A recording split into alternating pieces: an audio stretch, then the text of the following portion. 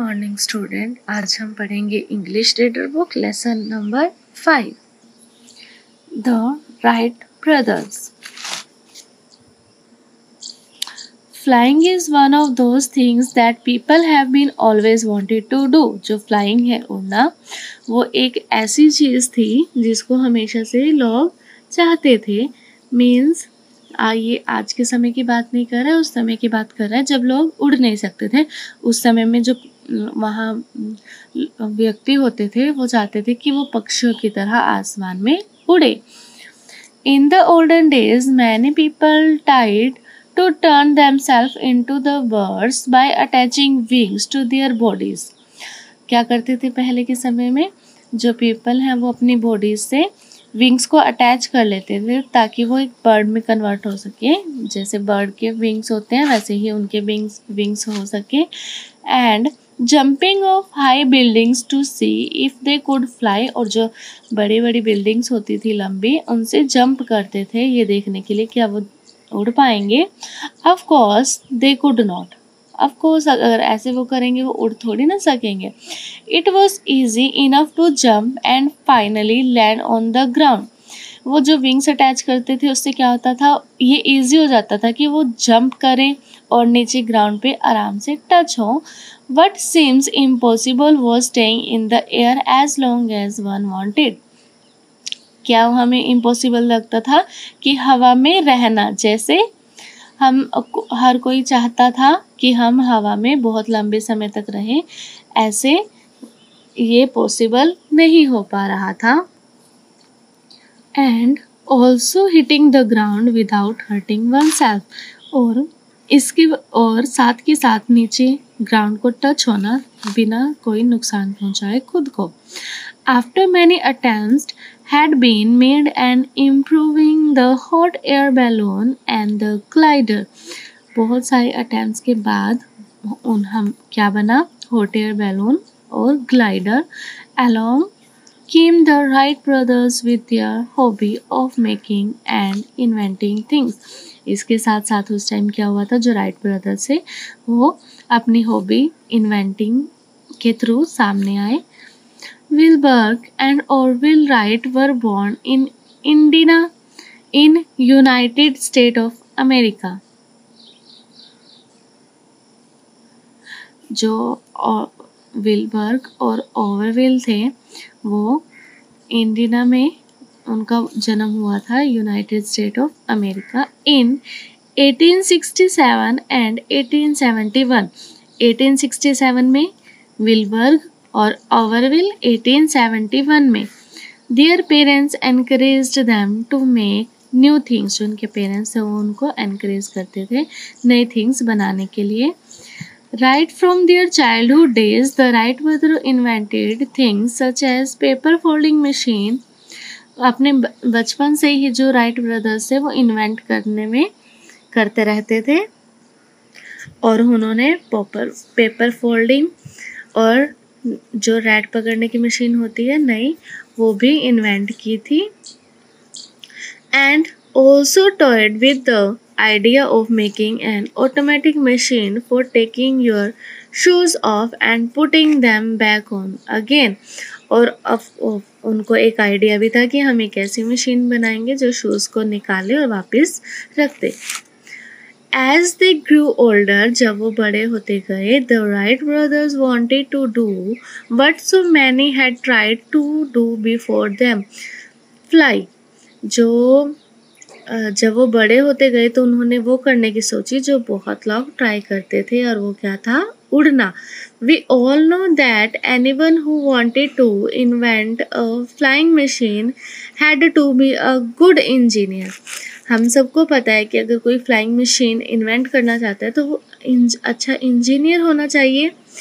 And this both the brothers were. और जो बहुत अच्छे इंजीनियर जो कौन थे, वो दोनों भाई थे। They even open their own bicycle shop. और उन्होंने अपनी खुद की बाईसाइकिल शॉप ओपन की।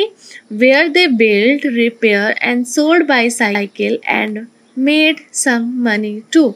जहाँ पर वो क्या करते थे, खुद बाईसाइकिल को बनाते थे, किसी कोई पुरानी बाईसाइकिल आ जाती थी उसको रिपेयर भी करते थे और बाईसाइकिल को बेचते भी थे और कुछ मनी अर्न करते थे। Starting with their flying machine project, they first enlarging a toy helicopter but it crash. जब उन्होंने अपने फ्लाइंग मशीन का प्रोजेक्ट स्टार्ट किया तो सबसे पहले उन्होंने टॉय हेलीकॉप्टर बनाया पर वो क्रैश हो गया। The Wright brothers did not give up. उन्होंने इस काम को मतलब मशीन बनाने फ्लाइंग मशीन बनाने को नहीं छोड़ा and continued working on their ideas in their workshop। और अपनी वर्कशॉप में अपने आइडिया पर कंटिन्यूटी काम करते रहते थे। They made several models with cardboard and kept improving them. वो कार्डबोर्ड से बहुत सारे मॉडल्स बनाते रहते थे फ्लाइंग मशीन के और क्या करते रहते थे, जैसे एक अगर सफल नहीं हुआ तो जो दूसरा बनाते थे उनको इम्प्रूव करते रहते थे। They put a lot of these ideas into actions but none of them really work। उन्होंने बहुत सारे आइडियाज़ को एक्शन में लाया मतलब उन पर वर्क किया पर उनमें से कुछ भी काम नहीं आया। विलबर्ग and ओवरविल studied the glider closely। जो विलबर्ग था और ओवरविल था उन्होंने जो ग्लाइडर होता है उसको बहुत ध्यान से समझा स्टडी किया and they thought of the ways of making it stay in the air longer period of time। और उन्होंने सोचा कि जो ग्लाइडर है हम उसको ही इस तरीके से बनाएंगे कि वो हवा में बहुत लंबे समय तक रह सके। They work on design on the wings, the body of machine and thought of ways in which the flying machine would take off। तो उन्होंने क्या किया, उन्होंने उसके वर्क जो विंग्स होते हैं ग्लाइडर के उस पर काम करना स्टार्ट किया और उन्होंने एक ऐसी मशीन बॉडी बनाने की सोची जिससे कि जो वो मशीन है वो टेक ऑफ करे और लैंड करे ग्राउंड में अच्छे से और आसमान में भी बहुत देर तक रहे। All this meant a lot of hard work। इसका मतलब है उन्होंने बहुत सारा हार्ड वर्क किया and making difficult mathematical calculation। और उन्होंने बहुत मुश्किल डिफ़िकल्ट मैथमेटिक कैलकुलेशन की। Nothing discouraged the Wright brothers and they refused to give up। कुछ भी चीज़ उनको डिस्करेज का मतलब जैसे हम उत्साहित करते हैं ना किसी को तो उनको हितोत्साहित किसी ने नहीं किया मतलब उनको डिस्करेज किसी ने नहीं किया और जो राइट ब्रदर्स है उन्होंने हार मानने से मना कर दिया।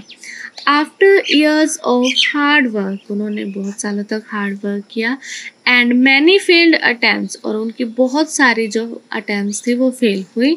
फाइनली ऑन 14 दिसंबर 1903 जो 14 दिसंबर 1903 थी, Wilbur launch himself into the air in a plane hopefully named Flyer.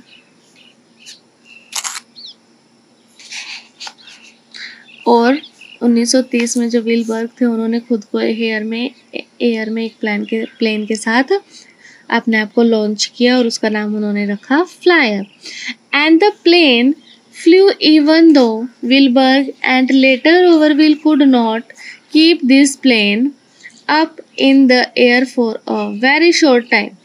और उसके बाद जो वो थे विलबर्ग थे वो उन्होंने इस आइडिया को छोड़ दिया। क्यों? क्योंकि वो इस फ्लायर को हवा में नहीं रख पाए ज़्यादा देर के लिए। They soon design another plane named Flyer 2। उसके बाद उन्होंने दूसरा डिज़ाइन स्टार्ट किया उसका नाम उन्होंने रखा Flyer 2। This was a big improvement on the earlier plane and in 1905 Flyer 3 was launched। उसके बाद पहले उन्होंने फ्लायर इन्वेंट किया फिर उन्होंने Flyer 2 और लास्ट में उन्होंने Flyer 3। Flyer 3 could stay up in the air for more than half an hour and fly in spiral circles and figures of 8। जो फ्लायर 3 था वो बहुत लंबे समय तक, मतलब जो पहले मशीन्स बनी थी उनसे ज़्यादा लंबे समय तक एयर में रहता था। वो हाफ एन आवर तक फ्लाई कर सकता था। Now there was no stopping the Wright brothers. उसके बाद जब उन्होंने फ्लायर 3 बनाया उनके लिए कोई स्टॉपिंग नहीं रही, वो रुके नहीं। In 1909, Wilbur gave a public flying display with lakhs of people watching. और 1909 में विलबर्ग ने एक पब्लिक फ्लाइंग डिस्प्ले दिया जिसमें बहुत लैक्स ऑफ पीपल, मतलब बहुत लाख पीपल आए देखने के लिए। The aeroplane become the invention. जो एरोप्लेन था वो इन्वेंट हो गया था। Everyone was talking about. और जो हर व्यक्ति था वो इसके बारे में बात कर रहा था। It seems possible. यह क्या पॉसिबल दिखाई दे रहा था? क्या पॉसिबल दिखाई दे रहा था? उड़ना। And all because of the hard work and new ideas of two men who refused to give up on their dreams. और यह पॉसिबल दिखाई दे रहा था, मतलब उड़ना पॉसिबल दिखाई दे रहा था। क्यों?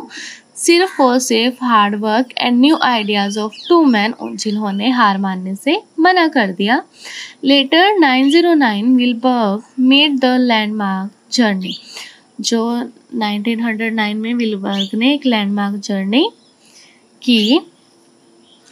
As he flew across the river Hudson in New York and around the Statue of Liberty, the most memorable flight of their lives was when Wilbur and Orville took their 82-year-old father for a ride on their flyer.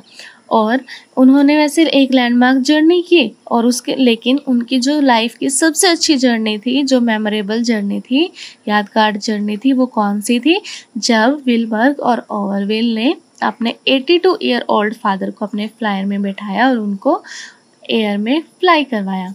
I hope आपको समझ में आया होगा ये question. The Wright brothers. Thank you. Have a nice day.